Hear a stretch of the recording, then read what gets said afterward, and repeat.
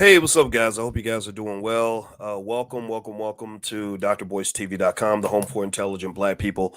My name is Dr. Boyce Watkins, and I wanted to come in on a Friday night and say hello to everybody. And I hope you're doing well. What's up on TikTok? My TikTok is Boyce Watkins. Be very careful because there are fake TikToks out there, and I don't want anybody to get sucked in by any of the fake TikToks that are out there. And also on Instagram, there's a lot of clones out there as well. So be really careful. Now, what I wanted to do was come in really quick and say hello and answer any questions that you guys may have about financial topics and just kind of chop it up about different things that are going on. And actually, one thing I wanted to kind of start the discussion with is I want to talk about this thing called the Tulsa Real Estate Fund and kind of address this really quickly. And I'm not going to spend too much time on it because I've already addressed it one time, but I'm just not going to keep on going back and forth on this. Apparently, there is a false rumor, this weird, consistent accusation that I am a owner of the Tulsa Fund, that I am somehow a partner in the Tulsa Fund. And I want to make it clear that I'm not a partner in this Tulsa Fund. I saw the fund, I saw a brother trying to do something, and I supported what the brother was doing. I am not DJ Envy trying to, DJ Envy and Cesar Pena were in business together. I was not in business trying to benefit from the Tulsa Fund. I did not get a nickel of the money from the Tulsa Fund. And one of the things I have to really say is that I understand people have to get views on their YouTube channel, and the best way to get views on your YouTube channel apparently is to say, to somehow find something that is good and create something that looks bad, something that looks fishy. Like Dr. Boyce was conspiring with Jay Morrison and blah, blah, blah, blah. Here's the thing. I'm not here to throw anybody under the bus. I'm not going to throw Jay under the bus because I talked to him about the Tulsa Fund. He seems to believe that he can bring it back. I don't know if he can or not. That's one thing that's up to you to decide. But one of the things that my attorneys have gotten involved with is defamation. Defamation, basically saying something that is consistently untrue. And so I'm going to address this one time, and then I'm going to be done with it. And people can keep making videos all they want, but they will be hearing from the attorneys if what they so they better make sure that they are factually accurate, because it's the dumbest thing I've ever seen. But I am not in business with the Tulsa Fund. I supported that fund the same way I supported thousands of Black businesses. I've been supporting Black businesses since the 90s. Literally, when I see a brother trying to do something, I say, good luck, go do it. If I can invest, if I can help, if I can buy a product, I will do that. And not at one time did I sign one single document saying that somehow I was connected in the sense of being an owner of the Tulsa Fund. All I did was, like 15,000 other people, I made an investment. Now, one thing about it is that again, I think it's very clear. I think it's very important to understand from a financial education standpoint that sometimes companies that are struggling have a comeback plan. They do. You see it all the time. I'm a finance professor. I've seen this a million times. There are companies that struggle, and then the investors come along and say you should shut down. And they don't have a lot of good prospects going on, but they believe in the CEO and they find a turnaround plan. This happens all the time. I think that's what Jay is trying to do with the Tulsa Fund. But at the same time, though, when people keep asking me about it, like somehow I'm supposed to know more about it than you do. The fact is that I can only vouch for my business. I can only vouch for my business and my family and the people that are around me. I cannot be the owner or the keeper of somebody else and what they're doing in their business. I have no idea. And so what happened with the Tulsa Fund was you had Julian Gordon, who was challenging Jay Morrison because he felt that the fund wasn't being managed properly. I supported Julian and Jay equally. I supported those guys equally. When those guys started fighting, I said, man, I wish there was a different way y'all can handle this, because I hate seeing two of my friends fight. But if you're going to connect me to, I'm just as connected to Jay's business as I am to Julian's business. And the reality is that grown men don't really know what other grown men are doing with their personal business. I just don't know. So what effectively I think was going on is there are people that just, the internet's full of a lot of toxicity, a lot of nonsense, a lot of lies. And there are people that have nothing better to do. So they literally made 50 videos or more, like saying Boyce Watkins and Jay Morrison are doing business together, in cahoots together. And I literally talk to Jay probably once every 3 months. and and it's usually like, hey, how's the baby, how are you and the wife. It's not, hey, let's go and look at the books on the Tulsa fund and I want to see what's going on with the. I don't do that, right? And so so one thing I will tell you to make it also abundantly clear is that on this channel I do not give investing advice. I do not tell you what you should invest in. What I do is I will tell you what I'm invested in. And also, the other thing about investing is that sometimes investing goes wrong. Sometimes you invest in something and it looks good and then it doesn't work out. When last time I spoke publicly about the Tulsa Fund, I got invited to their event. I went down there to support. It was 2018. A lot has happened since 2018. And not one single time since 2018 have I sat in a single meeting to look at the results or to look at what's going on with the fund or anything like that. I literally have no idea what's going on with that man's business. I wish him the best. I don't want to see him fail. I don't want to see any black man, fall apart. But I also think that there is a problem when you have so many people who've never actually run a business, who really aren't building anything for the community, who are only seeking and destroying, who only seek out people that are trying, that are at least trying to do something, and say, you're a scammer, you're a scammer, you're a scammer, you're a scammer. They throw that word scammer around so much that it doesn't mean anything anymore.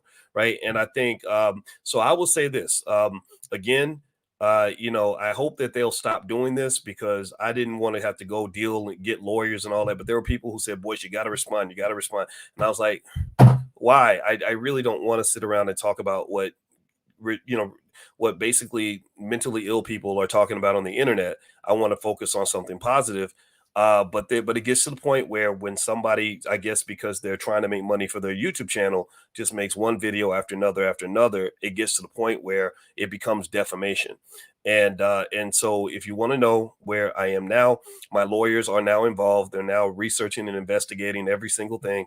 And if anything crosses that line of defamation, it's going to become a messy legal thing. Now they got something to talk about. Now they can go and do another video about how Dr. Boyce is lawyering up because, yeah, that's pretty much what has occurred because it's stupid. It's ridiculous. It's crazy. So I just wanted to kind of address that really quickly. I'm going to answer questions actually tonight. I don't want to keep talking about this thing, but I just wanted to start off by laying that out there so they can take this and go talk about this and scrutinize this. And you have the right to disagree with me. If you want to, you can disagree.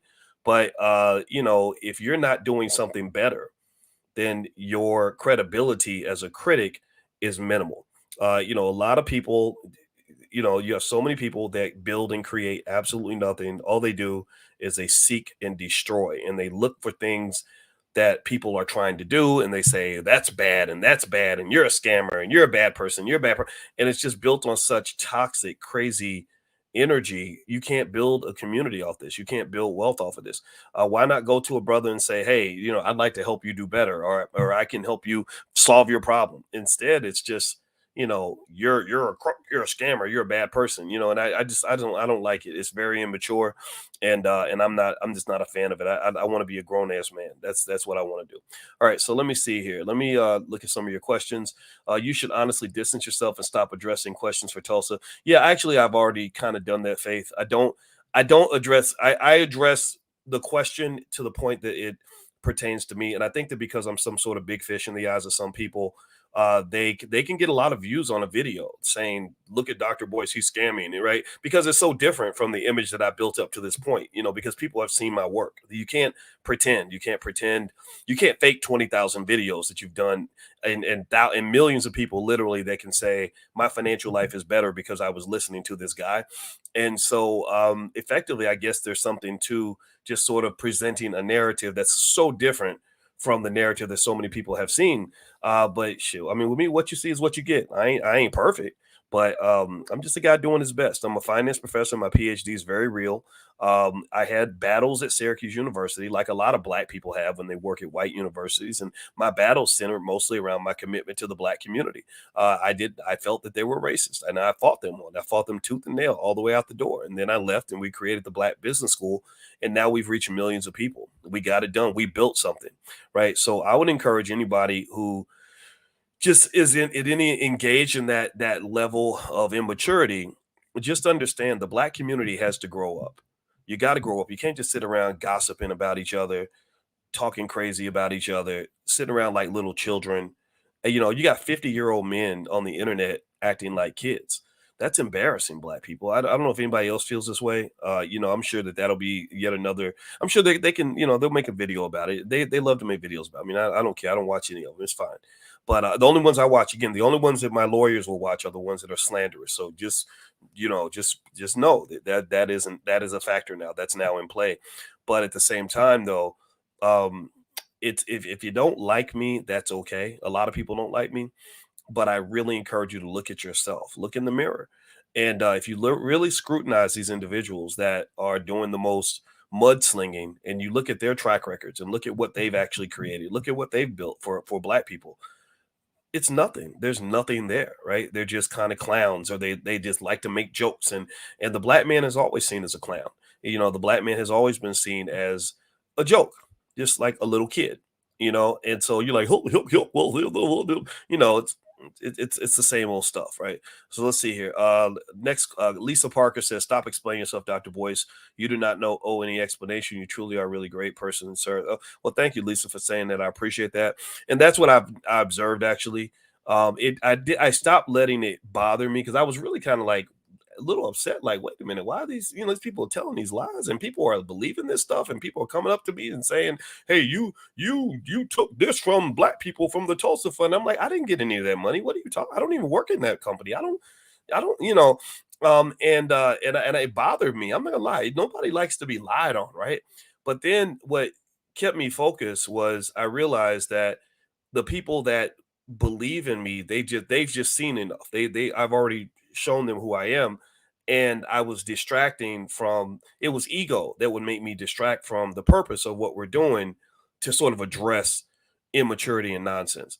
And so generally speaking, Lisa, that's pretty much what I did. The only reason the lawyers got involved is because when you get into defamatory language, like referring to someone as a scammer when they're not scamming anybody, that's where you think, okay, shit, now we're gonna have to file lawsuits, and now we're gonna have to, and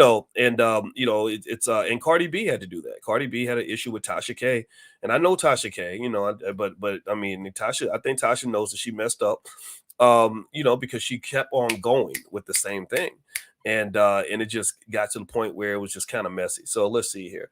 Let's see. JT didn't get a thing wrong. I don't know. I think you're talking about JT, the pocket watcher. Yeah, I'm not saying he got a thing wrong. I'm saying that if you refer to any form of scamming or illegal behavior, that is defamation, because there's nothing. I'm not involved with the Tulsa Fund. I'm not a director. I'm not a owner. I did not receive any of those funds. I'm not in business in that way. I bought shares in the fund like everybody else did, like 15,000 other people. So it's that's what it is, right? So and I wasn't paid to endorse the fund. I was none of that stuff. So this idea that somehow I'm linked into that is just nonsense. And I think that and I think maybe if there's criticism that I remain loyal to Jay and his family as a friend, it's a lot of us have friends that have business situations that are complex. A lot of us have friends that maybe went to jail or whatever, and the way I judge people is how they deal with me, like what I see, right? So if you have a problem, that's your problem. Like, you go solve that problem, but I'm not gonna. I'm not a coward. I'm not a person who's gonna just stop talking to somebody just because they're not popular anymore. That's not really how I operate. I've never been that kind of person. Let's see here. You told us to do research on OTLK, and I did, and it helped. Doing the research matters. Yeah. You have to do the research. I mean, if you don't do your own due diligence on investing, I mean, unless somebody specifically signs a document saying I take responsibility for your choices, you are still, on your own. I mean, it's not. I can tell you what I know as a PhD in finance, and one thing I can tell you as a PhD in finance is that all the financial theories pretty much says you cannot predict the way any particular asset is going to move. You can't predict a stock. It's not predictable. There's something called the random walk hypothesis. So if I say, based on what I see, I think this stock could be a good, strong investment long term, there could be some fundamental arguments as to why this might make sense, but a lot of shots get missed in investing. If you look in the world of investing, the biggest experts, they're wrong all the time, you know. And again, I don't know, I don't even know if I'm wrong about the Tulsa fund. Because I'm not going to sit here and say that it's done. You know, when I asked Jay about it, he said, yeah, we're working on stuff. We're still in business. We're still moving forward. We're still, you know, he sent me blueprints of things that they're building, and I said, okay, well, you know, good luck. And that's pretty much it. You know, yeah, so absolutely. Let's see. Gwendolyn says, we believe in you, Dr. Boyce. Well, thank you. I appreciate that. Let's see here. What's the best stock to invest in, Dr. Boyce? I don't have any stocks in mind right now. I'm trying to think here. Gosh, there was I do something called What Dr. Boyce is Buying in the Black Business School. Actually, if you want to get, I send out these profit alerts in terms of stocks that I like. Again, not invested advice, but these are stocks that I like. You can get them for free. Just text the word stock to 31996. If you text stock to 31996, you can get on the list, and I send you guys profit alerts. Again, it's not investing advice, but it's you know, stocks that I'm personally buying and looking into. Do you consider buying stock gambling just on a higher level? No. And the reason it's not gambling is it can become gambling. It can be, right? It's like I'm trying to think here. It's almost like if you think about um, eating food, eating food can be healthy or unhealthy depending on what you eat and how much you eat. So with stock, it's about risk, right? And the way you approach risk affects your outcomes as an investor, right? So, for example, if I'm a crypto investor and I put my, you know, I sell my house and put all my money in cheap cryptos, that's not a smart move. I'm taking on way too much risk. I'm putting myself in a bad situation. I'm setting myself for bad things to happen. But if I'm in a diversified portfolio of S&P 500 stocks, time and time again, all throughout history, that's been a winning strategy. The number one variable that separates wealthy people from not people that are not wealthy is whether or not they invest in the stock market. So if you invest in the stock market, your family is going to be wealthier than people who don't. And actually, one thing we have in the Black Business School that's totally free, you can take a look at it. It's called the $5 a day investing plan, where literally you can take your family from poverty to wealth in within 1 decade, actually, by just investing the same amount of money you put into a McDonald's value meal. I even tell you what you can invest in, different mutual funds, things like that. It's very easy to do. A monkey can literally do it. The big problem that you have in your community is you've got so many stupid people who think that they're smart. It's one thing if stupid people know that they're stupid, but sometimes stupid people are too stupid to know how dumb they are. I'm not making fun of anybody. I know this is, in case you want to know why people get mad at me, it's because I can't help but to be honest and direct. You have a dumbass culture sometimes. Some parts of your culture are just backwards and ignorant and dumb. And you'll have somebody that knows absolutely nothing about investing that will sit here and argue with a person with a PhD. I've been teaching college students since 1993. You have no, I have forgotten more about finance than most people, than 99% of all people will ever learn throughout their entire life. So I'm not saying that I know everything. I'm smart enough to know how little I know. I'm smart enough to know that I'm not going to get everything right.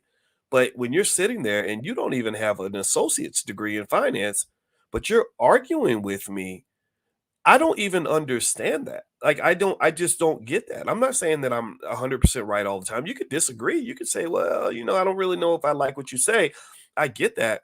But Lord Jesus, you know, like the myths, the crazy myths that I hear that keep people from investing, and bad advice that they've gotten from people that know nothing about what they're talking about, dumb crap you got on TikTok or the internet, and then people apply that to their lives, and then you wonder why you end up stuck and broke. It's very easy to understand why some people end up struggling financially. It's easy. I can break it down for you the same way a chef can break down all the ingredients in a gourmet meal. I can literally chop it down for you, but you got to listen. And my position is very basic. Once I realized the internet's changed, I was on the internet back 12, 13 years ago doing this stuff. The internet got, once people started realizing they can make money by doing crazy toxic videos and that those videos would get the most views, the internet became a very immature, disgusting place. You know, grown men gossiping about each other like little girls, and they did this because that would get the views. And it just, the toxicity was so irritating that I got to the point where I said, look, I'm just going to talk to the people that want to listen. If you don't want to listen to me, I don't even have the energy to even talk you into listening. I've been doing this. I taught my first finance class at the college level in 1993. That's a long damn time. That some of y'all wasn't even born in 93. So me um arguing with you, I just don't have the I mean, I have a lot of energy because I still work out and go to the gym, but I'm not using my energy for that. I'm gonna use my energy with my woman or with my kids. I'm not gonna use it arguing with you. I'm gonna let you just go and do it whatever you think is gonna work and wish you the best. Um, do you think Julian could have dealt with it legally?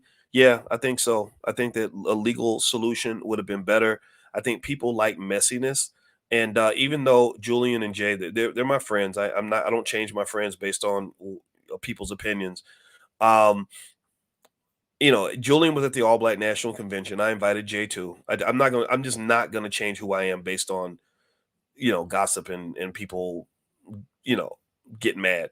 Um, but I did say that I thought a legal solution was better because people like beef. They love to see black people destroy each other. They just love it. They think it's fun to watch. It's very entertaining. And the problem is that there's consequences, and one of the consequences is that your community isn't uh, it isn't progressing. You're literally stuck in the teenager mode. You have a lot of 45-year-old teenagers on the internet, and some of y'all ladies are out here trying to date these 45-year-old teenagers, and then now the women are just as debased as the men. So it's kind of becoming a cesspool of ignorance, and I'm not interested in that. All right, so let's see here. I think the word simp is used too much now. Yeah, usually the people that use the word simp are actually simps themselves. They're because they're following the crowd. They're just repeating language that they heard from somebody else. Well, if that don't make you a simp, then I don't know what does, because you're not even a leader, you're a follower. Do you consider buying stock? Oh, you already asked about gambling. I'm sorry. I'm 55 and I don't know anything about investing. How do I get started? I can give you some free stuff. You can text the word stock to 31996. Text stock to 31996. Also, if you are interested, one way I can tell you is a great way to generate income. That this is what I actually do. I have a program in the Black Business School called Dr. Boyce Prime, and Prime stands for Passive Recurring Income Machine. And we are doing a Prime introductory event this Thursday, where I'm gonna literally show you exactly what to do to pick the stocks and generate income by selling stock options. So if you'd like to join us, just go to drboyceprime101.com. And so for the weekend, you get 48% off. So feel free to go to drboyceprime101.com.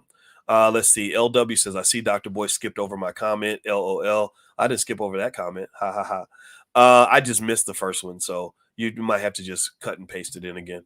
Let's see. Once the coin market fell below a penny, they unlocked it. Oh, I don't know what that. I'm sorry, I don't know what that means. Sorry about that. Can we invest in baby bonds for our community?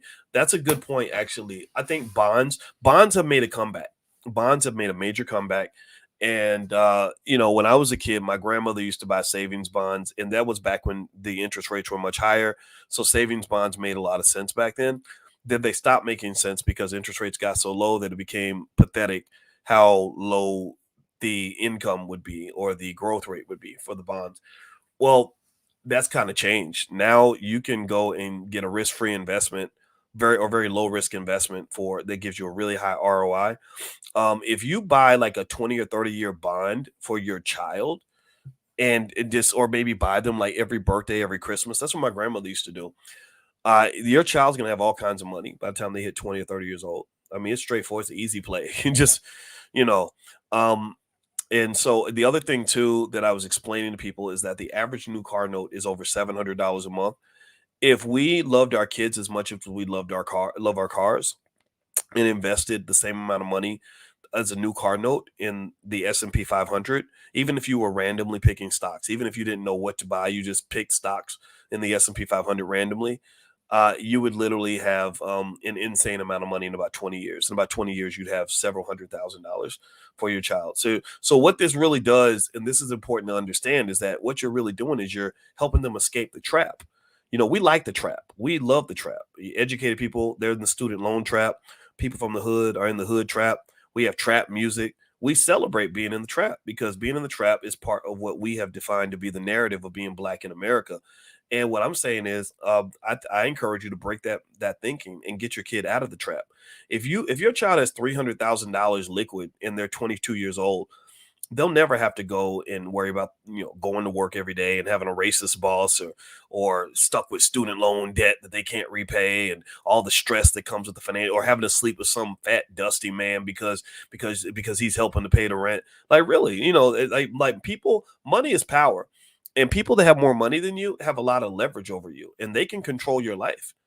They I've studied money extensively, the psychology of money. I wrote a book called Financial Lovemaking. It's on Audible and also on Amazon. So when I wrote Financial Lovemaking, I became really intrigued with how people use money to control other people, and that if you have money, you can literally change a whole person's whole life just by using like small amounts of money. Like, so for example, let's say I am a person who is a millionaire and I have a business, and you have a job and you're making 40,000 a year, and I want you to pack up your whole life and move to Seattle to be near me or whatever. And I come to you and I say, I'll pay you 60,000 a year to come work for me. Well, think about this. A lot of people will pack up their whole life, pack up the kids, pack up the spouse and the dog, and move all the way to Seattle. And literally, you're changing your whole life. Like the next 40 years of your life, 50 years of your life is going to be completely different. Your kids are going to grow up in a whole different city, have a whole different origin story, all because I pulled a couple dollars out of my pocket and offered you a better job. That's fascinating to me. Or just the idea that as a man, if I go to a single mom who can't pay the rent and I see she needs an extra $1,000 a month to kind of be okay, and I was to step up and just sprinkle a little bit of money that ain't nothing to me, because I'm a millionaire, $1,000 ain't nothing to me, and I get the keys to the kingdom. I get all the, like I become a wonderful person in her eyes. She trusts me. She lets me do whatever I want, sexually or otherwise. I just think that that's too much power for money. Like, that's what happens when you are deficient of something and you really need it. You tend to overpay for it. Right. So because you're financially deficient, a lot of us, we didn't grow up with much money. We don't grow up with much financial training on how to make money. So money becomes rare. Money becomes really rare. And when money's really rare, the people who control the money have a lot of power. And so a lot of your what you think of as a lot of what you think of as good old fashioned racism. Oh, he don't like me because I'm black. It's really just economic control. But that's the thing about capitalism. Capitalism will use racism, because there's an economic imbalance between black and white people. So they're like, yeah, we know you're black, and I'm going to exploit you because you're black. But it's not. But me exploiting you because you're black isn't really just because you're black. It's that your blackness is correlated with your economic condition.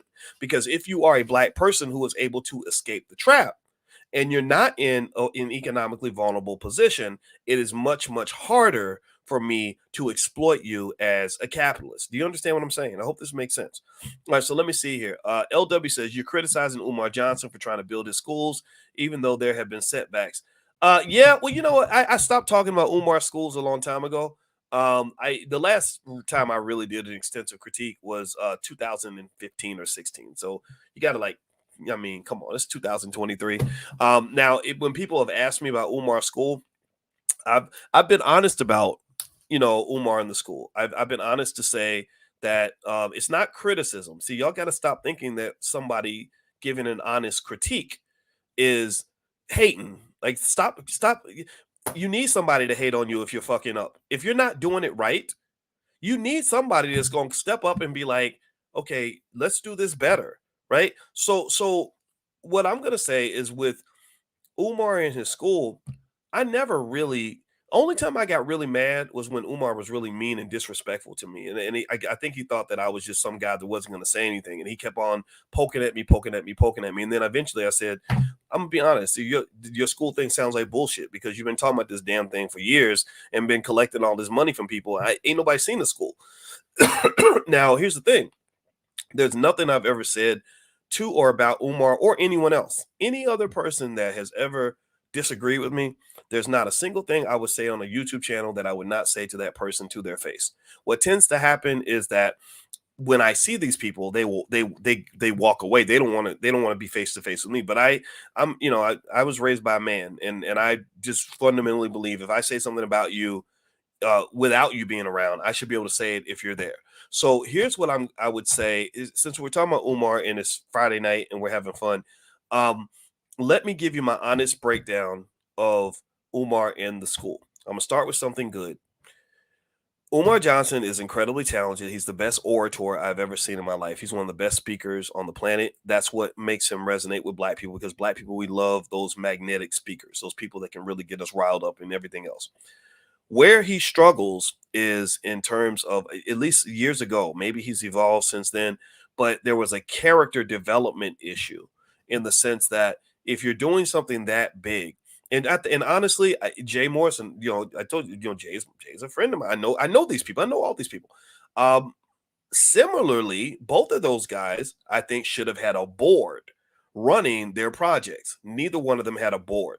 Now, I could speculate on what's going on there, but will definitely say that what can happen sometimes is that when you are the man and you get all the money, it's really hard to share the power, right? And the problem, though, is that when you don't share the power, you have nobody else to delegate to, you have nobody else to help you have nobody else's opinions that are going to help shape your next move. So with Umar and his school, that school could have been built back in 2013 if he'd reached out to all of the educators that would have been ecstatic to jump on the board, myself included. I would have been more than happy to get on the board and say, okay, we've raised this $1 million. Let's see how we can flip this and grow this and build this into something. And he never, from what I understand, I never really saw that. I never saw who he did an interview with Lord Jamar. I like Lord Jamar because I did an interview with him. I like him because he asked direct questions, and he also um, is smart. He's just intelligent. He reminds me of Joe Budden a little bit. And I don't know Joe Budden. He follows me on Twitter, but he seems like he's at least processing information. And Lord Jamar just simply said, well, I have an uncle that built a school with $20,000. I can have him talk to you. And Umar seemed resistant to that. So what that's done is it's basically made people lose faith in this idea that a school will ever be built. And so that's my position on Umar. And again, this is nothing that I wouldn't say to him directly. I mean, I kid you not. Every time me and Umar are in the same building, they say, "Hey, Dr. Boyce is here." Umar goes the other direction. He doesn't. He's. I don't know what's going on. I'm like, if you wanted to talk to me, I'm okay with, like looking you in the eye and talking. But I guess I don't know, maybe some people don't like confrontation. I have no idea. But I'm not gonna fight you. I'm not gonna beat you up or nothing. Like, yeah, I don't get it. I don't understand it. But so I would say, if I had my way, I would love it if everybody just worked together. Like, it would be so nice to see, like, I just see people and I'm like, man, why are you fighting with me? Like, why don't we just like get on the phone and talk about it? It's like, and that's the thing I hate about the internet. The internet is such an immature place. I don't want to be out here just beefing with everybody. That's not, even if I don't agree with you, even if we don't like each other, I'd rather have us sit in a room and yell at each other than to have us yelling back and forth on the internet. That's like high schoolish to me, you know.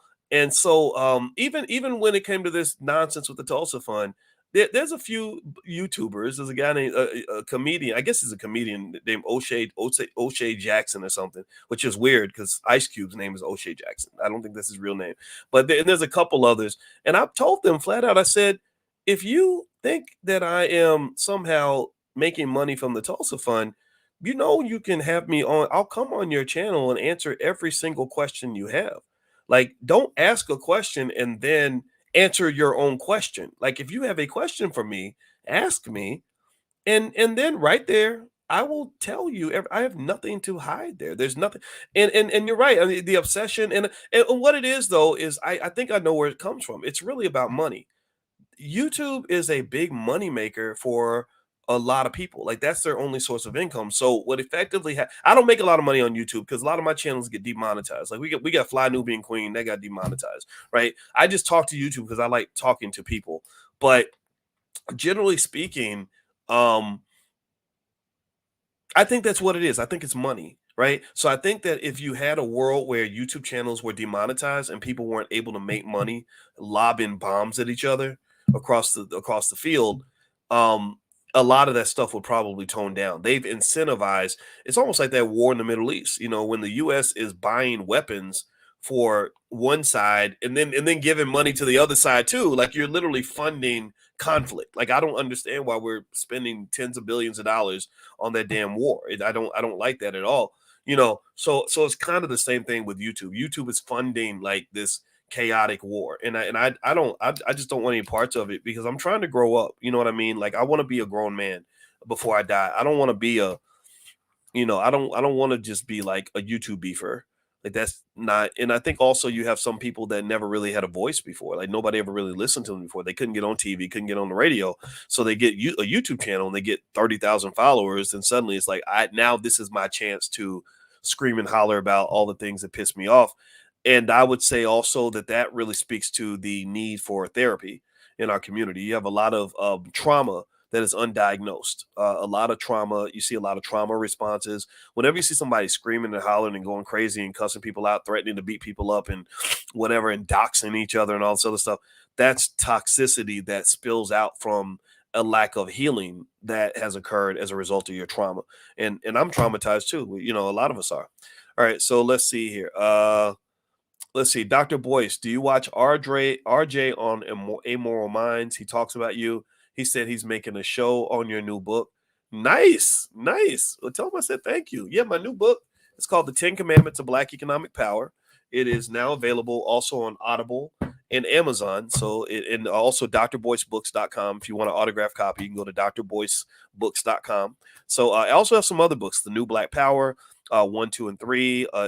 I also have some copies of a book I wrote a long time ago called "What If George Bush Were a Black Man," and it's really a sort of a breakdown of the black male experience and just using data to kind of prove and explain why black men end up where we end up. Let's see. A school is not a school. Umar said BLM won't mean BLM in 2 years. I don't know what that means, Gregory. You got to explain that one for me. Lisa says they should make a movie about how inspiring you truly are, Dr. Boyce. Thank you, Lisa. See, I got to have Lisa run my fan club. I'll have like 3 members in my fan club. Lisa will be the president. Well, I appreciate you, Lisa. Thank you for the kind words. Let's see here. Why are they saying y'all scamming though? Not saying it's true, but it seems like they're saying about everyone. Yeah, I honestly, it's competition. I think that what the game is now is this is you could call this a scam. Is anybody who's doing better than me, I'm gonna call them a scammer, right? And then after I finish telling you how they're scamming you, I'm going to sell you a product, and make myself vulnerable to being called a scammer. And they don't say this about white people. They tend to point out black people mostly. Like every now and then they'll talk about a white guy, but it's usually black on black attacks, right? And it's obsessive attacks. It's not, one time. It's not. There's nothing constructive about it. It's you're a scammer. My goal is to destroy you because I want to bring you to my level because I'm not making money. I'm not doing well. So I need you to be where I am, right? And then I'm gonna feel better about my life. And here's the thing that's interesting though: white people literally extract billions of dollars from the black community without any form of critique whatsoever. And that's a lot of that is the mindset. We don't believe the black man should be running the business. We believe black men should be working for the businesses owned by white people.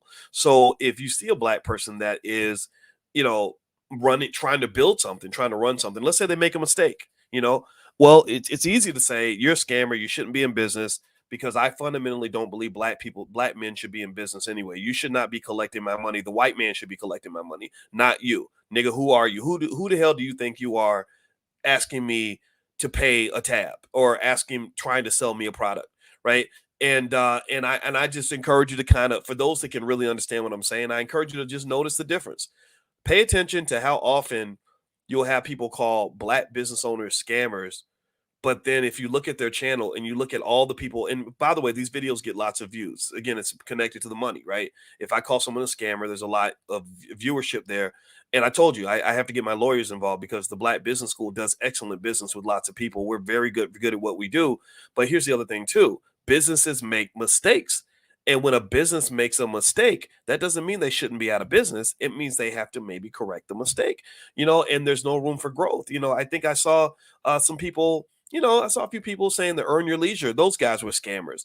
Now, are they perfect? No, they're not perfect. But how about we consider that maybe they're doing more things right than they're doing things wrong? Like why must they be scammers if they did make, let's say they really did make a mistake that they have to rectify? Well, that's called growth. When you're doing something for the first time or you're a first generation business owner, you are not going to get it right. And what tends to happen, and I talked about this a lot in my book, What If George Bush Were a Black Man, is that when black men, especially, are doing things in this society, the margin of error is extremely thin. So you mess up one time, you're done, you're out.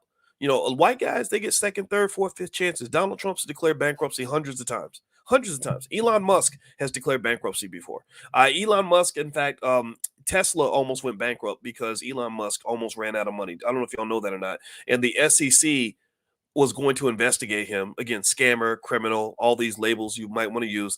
They were going to open up an investigation. And if they had opened up the investigation, Tesla would have had to declare bankruptcy immediately because the terms of his bond covenants, his debt said that if he's ever under investigation, all his debt is immediately payable, which would have sunk his business and killed it. Right. So white guys go through that kind of stuff all the time. And I really just think, you know, I think people just have to be careful in terms of how they critique. I think there's a way to critique in love, and then there's a way to critique in a destructive way. And I don't know if we're always thinking about that, right? Or at the very least, maybe there are going to be some people who are never going to think about that, right? They're going to always sort of attack it and destroy. But I would encourage people that care about the community, that are really trying to preserve something, to just sort of engage in that higher level thinking so that you don't sort of fall into that trap. All right, so how much is your net worth? I don't want to talk about that. I'm not a flashy guy. I do okay. I got money from my family. Brother Polite scammed a lot of people. We can't cop pleas for people who are really caught scamming. Yeah. I saw this stuff with Brother Polite, and I'm not one to defend anything that I saw there. Let's just say that I know. I only met Brother Polite one time, and he knew me, and he was respectful. And he stopped his speech to just acknowledge me in the crowd or something like that. And I said thank you, but I did not know anything else about him at that time. And I heard about what happened and the allegations and everything. And I mean, things happen. Every community has it. The Jewish community has it. The Arab community has it. The black community has it. And you deal with it and you move on, right? It's not indicative of everybody and everything or every black man. It's something that happened with one person, and I think that you can deal with it. But I think at the same time, I think you got to look at what the bigger picture is. What is the bigger objective? And I kind of feel like, you know, when I look at the things that are affecting the black community's progress, it's not, it's not like the Tulsa Fund or something is the reason the black community isn't progressing. Like that's one thing that maybe it has issues that has to be dealt with. But what's probably having a bigger impact are things like multi-billion dollar corporations coming in and extracting black wealth at an epic level, or student loans taking 60% of black wealth. Literally 60% of all black wealth goes to universities that are taking money for student loans.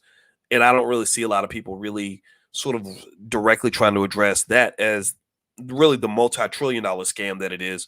Um, but I think that part of what leads to that difference and that dissonance is that familiarity breeds contempt. If I know I can get at you, like if I'm a gangbanger in South Central somewhere, I can't really get at the white man over in Beverly Hills, but I can get at that nigga across the street.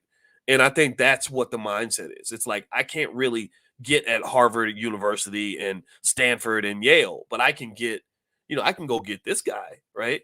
And I just think after you go get this guy, go get that guy too. Do it all. Let's see. So did Brother Polite make a mistake or did he scam? I don't know enough about Brother Polite to know the business, so I can't really speak to that. I don't know. I do not know him personally. I did not do business with him. I did not have any affiliation with him whatsoever. So I cannot speak to Brother Polite. I encourage you, if you have questions, you should go do your research on that though. But I don't. I'm not one to speak on that. Let's see. Most of The critics who are accusing others of scamming have no investments with those so-called scammers. That's another thing too. I think that your credibility. So Julian Gordon had more credibility with the Jay Morrison scenario because Julian did actually invest in the business. While I did not agree with Julian's approach, I did not know how productive that would be.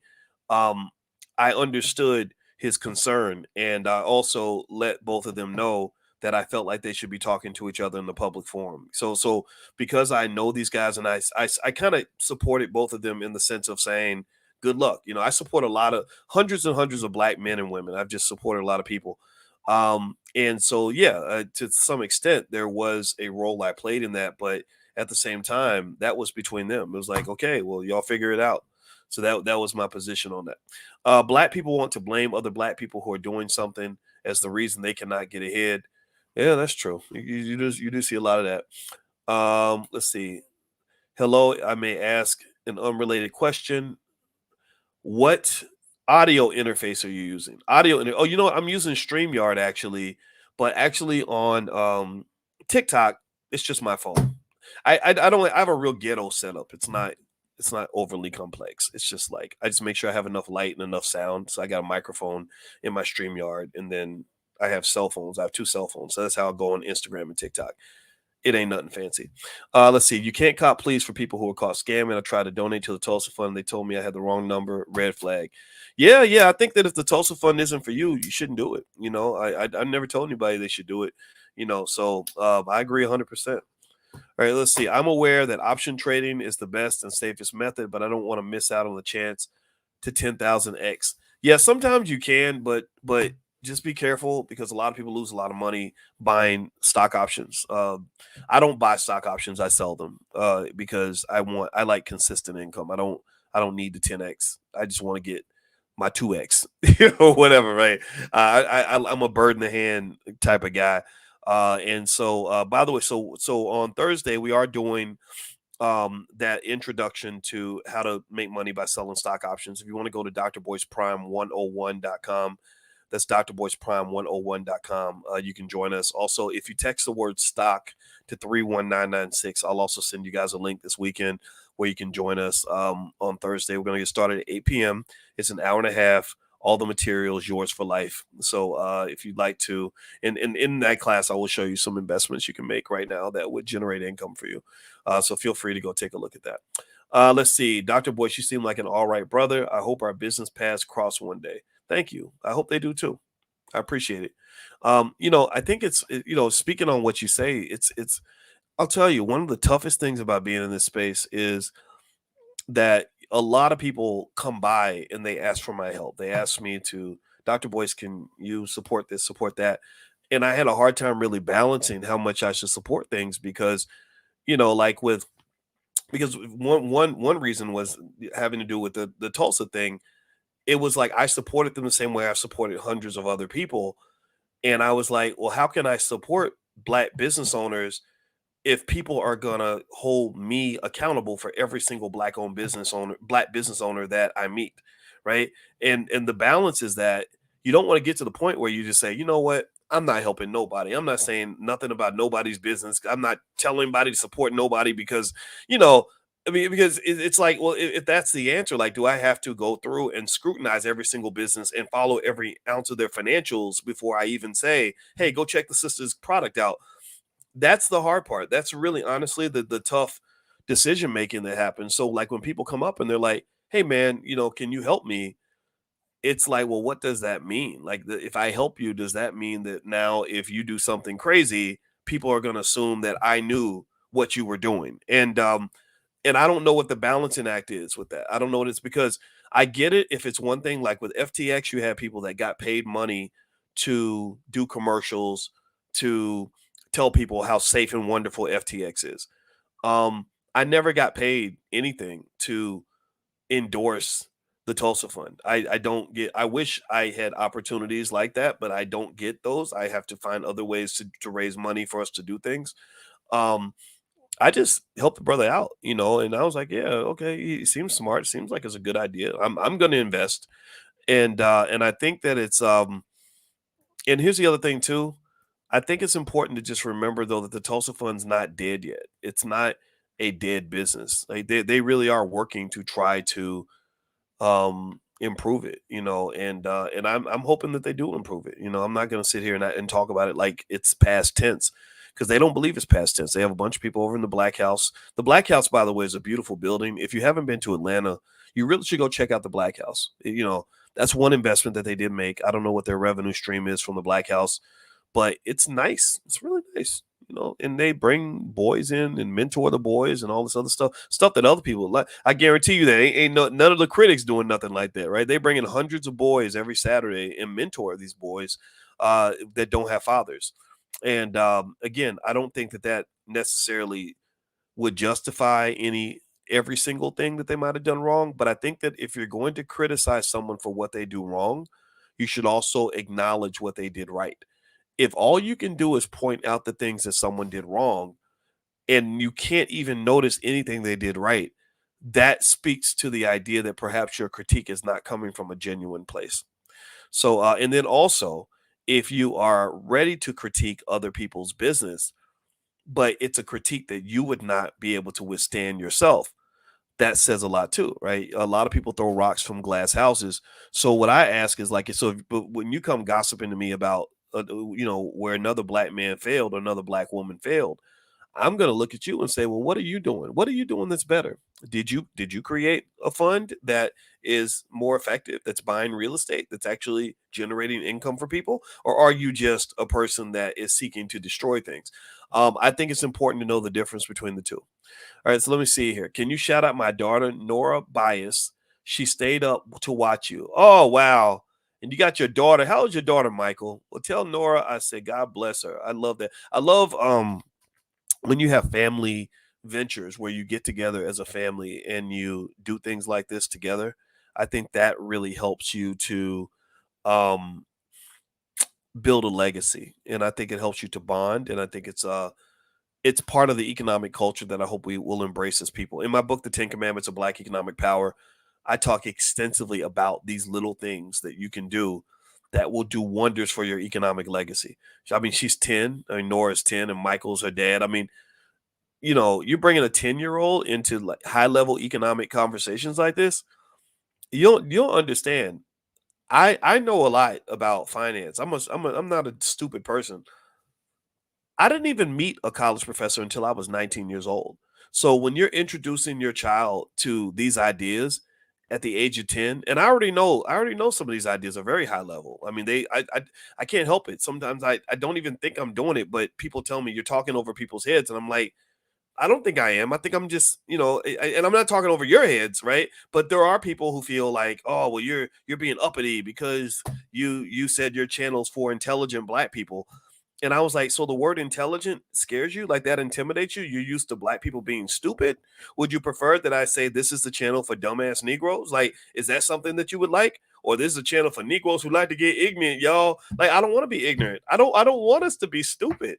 Hey, babe, I'll be done in a minute. I don't want us to be. Hold on, my wife is out. Let me go let her in. Hold on.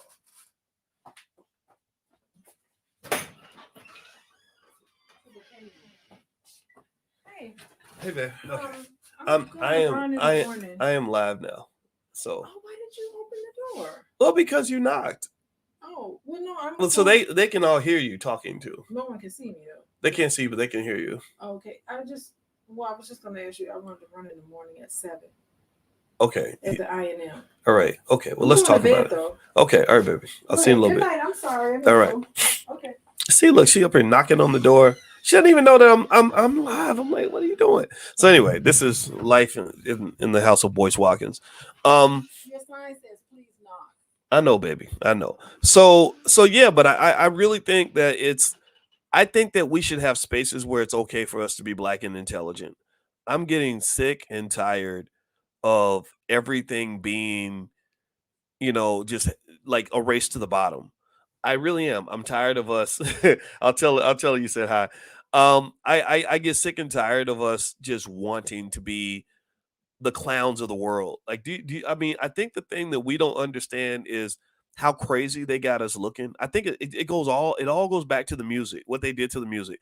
Dr. George C. Frazier said this, and only smart people are going to hear this. Dumbasses are not going to hear it. He said, he's an OG. He's 77 years old. He said, black people changed when the music changed. That's what he said. And you're talking about a man who has seen a lot. And that's what he said. He said, black people change when your music changed. And there are people who are so caught up in the trap that they don't even see it. They don't understand. And I just really I don't I'm not going into none of that. Because the thing about it is, not only does it make you look ridiculous, it makes your men look like little punks. It makes your women look like crazy ratchet hoochie mamas. It makes your families look ridiculous, like you don't even love your children. You got little 4-year-olds twerking and stuff like that. Little 5-year-old boys imitating gangbangers. It makes us look incompetent as hell. It really does. It makes us look incompetent. We become the laughing stock of the world. Like people like, well, if I'm going to hire a competent person to do a job, I'm not going to hire a black person. Think about this. Process this. Think about it. Something even basic as like somebody getting their roof fixed, or getting work done in their house, getting like, the basement done or something. You think they're going to hire a group of black people to do that and believe that they're actually going to show up on time and do a good job? Or do you think they're going to hire a group of Mexicans to do it, or a group of Russians or Ukrainians to do it? Like really, think about this. You're not known for that. You're not known for anything good and positive. You're not known for consistent hard work. You're not known for intelligence. You're not known for maturity. And this is because we have these images of us projected to the world, and we feed into that. We look at that and we see this behavior and we say, oh, that's what it means to be black. So when a black person comes along and says, no, I want to be a grown man. I want to love my wife. I'm going to take care of my kids. I'm going to pay my bills on time. I'm going to read a damn book. I'm going to defend my community. I want to work hard every day. Then people are, oh, you being uppity. You being uppity. You got to fight against that. You have to fight against that. I've had to, I've had people, every now and then somebody would just do a barrage of YouTube videos about me. And one guy is a former NBA player, Kwame Brown. And he got really offended because I said my platform was for intelligent black people. He got really triggered by it. I do not know this man, never met him. I know people that know him. I had nothing against him. He went on a tirade. He did like 12 videos. No, nigga, you. I'm like, what are we doing here? Like, I'm a grown man. Like, talk to me, look me in the eye and tell me because I don't understand this issue right now. If we can't resolve this, then let's just not talk to each other. But gossiping and going back and forth on YouTube is very strange to me. It does not, there's nothing redeeming about it. There's nothing beneficial, high quality. There's nothing high level. There's nothing that elevates the masses. There's nothing that makes us better people. So I just sat there and was like, what so like, for example, the Vagabond King says, you was a victim of mama's cooking. And I'm like, how can I be a victim of mama cooking in the kitchen? Like, what does that mean? That sounds incredibly immature. Like, is that all you have as a black man? White man building rocket ships to Mars. All you got is mama's cooking. They're building skyscrapers and expressways and engineering artificial intelligence, and you have people making YouTube videos. Like, that's what you have, right? And so I really what I've observed is that there's just a differential in terms of like a mature space of people that say, let's get together. This is why I love like the Nation of Islam and stuff like that, is because when I talk to guys and women from the Nation of Islam, they're just so smart. It's so emotionally mature. They understand things like conflict resolution and discipline, delayed gratification. Um, Basic things that every human being should understand, like educating your children and making sure that they're in a safe, healthy environment, not eating poisonous food that they serve in the hood that's going to kill you by the age of 45, not smoking and drinking every day and dying at an early age. Like, like they do a really good job when it comes to understanding balance and health and love. And that's where I want to be. When I'm around people like that, I feel very peaceful. I feel very happy. When I'm around traumatized, chaotic, ignorant, evil, nonsense, I just walk away. It's just you have to just walk away, because if you don't, it'll trigger you. It'll trigger you. Let's see, no doc. That's what Kwame Brown said. He calls his YouTube mama's cooking. Yeah, yeah. I did see that. I didn't watch any of the videos, but I would. But apparently, a lot of people did. Some of them would get hundreds of thousands of views. I didn't know I was that interesting, but he did a lot. Like I think that's all he had time to do. He would just sit around and do videos all day, and in each video, I kid you not, like I would always be so shocked. I'd be like, wow, somebody did a video about me and they got 80,000 views. I didn't know that many people cared about me. But yeah, I mean, and it's unfortunate, but it's something that I think I encourage you to resist that. I just encourage you to speak up about it. I think that women, when you're trying to build a family with a man, look at his maturity level. Are you dealing with a man? Or are you dealing with a bearded baby? Are you dealing with, a grown man who still has little boy tendencies? Here's something that, sorry, I'm choking, guys. Hold on. Chike Okowa, Professor Chike Okowa spoke at the All Black National Convention. And one point he made that I think is worth considering, and I'm going to get out of here after I say this, is he said that most black boys never go through a rite of passage. He said in most African villages, you have a process, a procedure, a formal ceremony where the boy takes off, and he leaves the village as a boy. He goes through something difficult, and then he comes back as a man. I don't think we have that. I think that we have a society that keeps black men as little boys so they can control you. If all you're doing is fighting each other, they easily control you. If all you are doing is focusing on stupid stuff, childish stuff, kiddie stuff, they can control you. If all you can do is, if the most productivity you can have is to get up and watch Sports Center every day and talk about Jerry Jones's football team and whether or not your Cowboys are going to win or not, and you don't have something beyond that elevates you, that's a problem. That's a problem, right? Like children and or child stuff. Like sports is a child's game, right? I like sports too. I watch my Cowboys. I watch my Ohio State Buckeyes. I love sports, but I'm not that serious about it because I have more serious things to do. I'm playing a bigger game. I'm playing the game of life. I'm playing the game of being a husband and a father. I'm playing the game of responsibility. And what I think is going on, and I think it starts in the childhood when you have boys that don't really have a father to really position and prepare them for manhood, is you just have a lot of guys that haven't grown up, that never grow up, and I don't know what to say about it. I know they get pissed off when I bring it up. They get easily triggered, and you can identify them by how they react to you saying these things.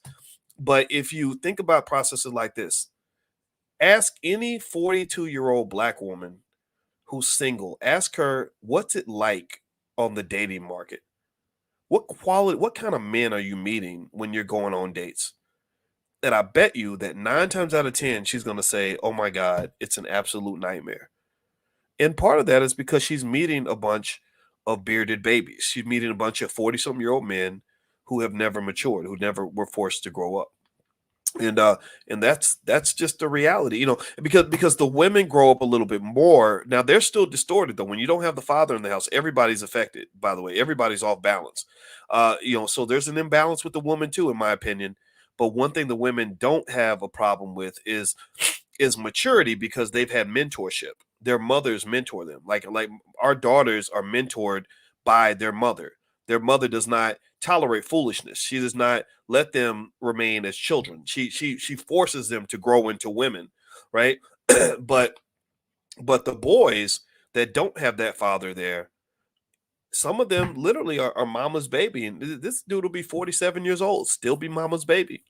And society goes right along with it, because the society sees the black man as a little baby, as a harmless, weak little infant that really can't control his own destiny, right? And the only thing they can offer you is maybe like, okay, you got to all go vote for this politician, and or wait for the white man to give you a job, or hope for the best, and or just sit around and complain, smoke weed, and get high all day, and whatever, go to prison or something. But just get out of our way, just stay out of our way, because the grown-ups are running society. Like, look at how that's the black male marginalization that you see, where you see mainstream society happening and the black man isn't typically included in a significant way. So it's a partnership. It's a partnership between um society, right? It's racism for sure. But also there are people who slide right into that role, who just kind of know that they're a subordinate, right? And I don't think that fits well with men that understand what's going on. I think that if you're a man who insists on being a man, it's very hard to operate in that environment, because not only does society try to block your access to manhood as much as possible, so you have to kind of fight for that. I know I did. I had to fight for that. But then number two, even the women don't expect you to really show up as a man. When I was before I married my wife, when I would date black women, most of them didn't have fathers. They were nice women, professional, kicking ass, taking names, very smart, all this other stuff. But they had an imbalance because they were such ferocious, high achieving people, that they were always used to being the leader. They were always used to being the alpha, and almost like they expected me to show up as like their son, like a child. You know what I'm talking about? Like, you have those relationships where the woman's like telling the man what to do, and the man's like doing it. He's going along with it because that's what his mama did, right? His mama was just like the girl he's dating, so he's just kind of used to that. And I would be like, no, that's not the house I grew up in. I didn't grow up in a house like that. I don't believe in oppressing women, but I didn't grow up in a house where I was like your child. Like, that's not how my mother and father. That was not the dynamic they had. Actually, in my house, my father was kind of the head of a lot of stuff, and I'm the same way. I'm built the same way, and it would create like a conflict, like a little bit of a clash, right? So what I had to do though was I had to tame some of the more old fashioned methods of my father, because my father is real old school, right? So he's very hyper masculine in terms of taking over and being in the lead all the time. I don't feel like that is appropriate all the time in a modern society where you have lots of women who are heavily accomplished in their own right. Also, I think that it's a heavy load for a man to feel like he always has to be the leader of everything and always in charge all the time and always taking care of everything and being, like that's too much, right? So what I kind of look at in terms of my marriage is we're just teammates. Like I ain't no punk. I ain't no little boy. I know how to get. I can be a playmaker. We're Michael Jordan and Scottie Pippen. I don't know who's Jordan, who's Pippen. It depends on the game. You can put the ball in the basket. I can put the ball in the basket. When it's your time to score, I'm gonna get out the way. When it's my time to score, I get out the way. But if we both need to, if somebody needs to put points on the board, then we're a double threat. Do you understand what I'm saying? Like, I think that I think that tends to work because I think America has just created such awkwardness that we're all just kind of surviving. We're just adjusting to. You're right. Maybe I am Jordan sometimes. To be honest with you, like I have a lot of energy. I've always had energy since I was a little kid. So my wife, she calls me the Juggernaut because I kind of just come in and I'm just I just have a ferocious will. Like, I just, when I want something, when I want to go do something, I'm not I'll keep going. And that's a lot of energy. But at the same time, my wife is super determined too. And what I find is that if I just sit back and learn her and understand her and try to fit into that, what happens is it propels me. Like, you just saw it actually. When she came in this room, she said, well, let's go running tomorrow morning at 7 a.m. Well, what that was her bringing her determination. She's determined to work out every day. So what that does is that gets me up out of the bed and gets me to the gym when I'm not feeling motivated. So the fact that my teammate just came in and reminded me that we got practice tomorrow, if you know what I mean, if that makes sense, it gets me on point. It gets me queued up and ready to go. Do you follow me? So I would encourage anybody. I know this turned into a relationship conversation, and I am not trying to be a relationship guru. For all I know, one day I might be like talking about my divorce or something. I have no idea. I don't plan on it, but things happen, shit. But what I will say is I think that there's I think that you best adapt to society when you are open-minded and you try to, you know, understand the trade-offs, figure out what you can live with and what you can't live with. I definitely think you shouldn't be getting advice from people online. I know a lot of these online influencers. Most of them are miserable people. A lot of them are, not all of them, but a lot of them. They don't have good lives. They don't have good relationships. Um, there are lots of tools with therapy. I learned a lot from therapists because my wife's a therapist. I've learned so much. Therapy taught me so much about myself and how to be a different person and how to deal with situations differently, how to listen to people more appropriately. And it's not always politically correct, and it's not always consistent with these sort of uh, narrowly defined definitions of what it means to be a man or what it means to be a woman. You know, a lot of men, they just define manhood in a real simple way, and it's like, no, it's complex. Just figure out what it means for you. That's what I would just say. And um, that's it. That's it. I'm done talking. I don't have anything else to say. But I'll summarize just by saying that I think that because we've gone through so much and our society has done so much to us, it's made women have to cope in whatever way that they can. And and even the way the men turn out is not completely our fault, but we have to adjust to all of that. And then as you're adjusting, as you're evolving, as you're growing, you might have to distance yourself from people who refuse to grow, because the need to grows, that's what Dr. Colin Anderson calls them. He calls them need to grows. The need to grows that are poisoned and toxic and sick, they will traumatize the living shit out of you when you're trying to do the right thing. So you have to love yourself enough to protect yourself from some of the predatory energy that does exist in our community. And I know this as a person who's met thousands and thousands of people, and there's a reason why I have security and I have people around me that I trust, is to protect me from people that may be coming to try to exploit me. Okay, and exploit whatever kindness they feel that I have. My kindness is not for everybody. It's only for the people that are going to reciprocate. If you can't reciprocate, then I'm going to have to cut you out of my circle, and I'm not scared to do that. So anyway, that's it, guys. I'm done talking. It was fun. Thank you guys for listening.